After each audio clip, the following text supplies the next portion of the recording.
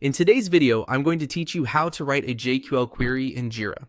If you want to search for work items more precisely in Jira, JQL, which stands for Jira Query Language, is one of the most useful tools you can learn. It helps you filter results beyond a basic keyword search, so you can quickly find the exact issues, tasks, or work items you need. In this walkthrough, I'll show you how to get to the JQL editor and begin your search in a simple, practical way.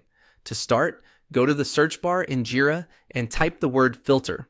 This is a quick way to begin locating relevant work items and move into Jira's broader search experience. As you type, Jira may start suggesting results automatically.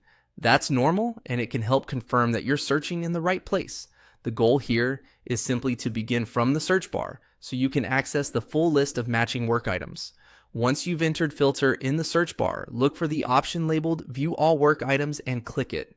This takes you from the smaller search preview into a more complete results page, where you can work with your search in greater detail. This is an important step because the full work items view gives you more control over how results are displayed and filtered. If you only stay in the quick search suggestions, you may not see the advanced options you need. After the full results page opens, find and click JQL. This switches you into Jira Query Language mode, where you can write a query directly instead of relying only on standard filters or the basic search interface. This is where the real power of Jira Search comes in. JQL allows you to create targeted searches using fields, values, operators, and conditions, making it much easier to narrow down exactly what you want to see. If you're new to JQL, don't worry. Just getting to this editor is the first essential step.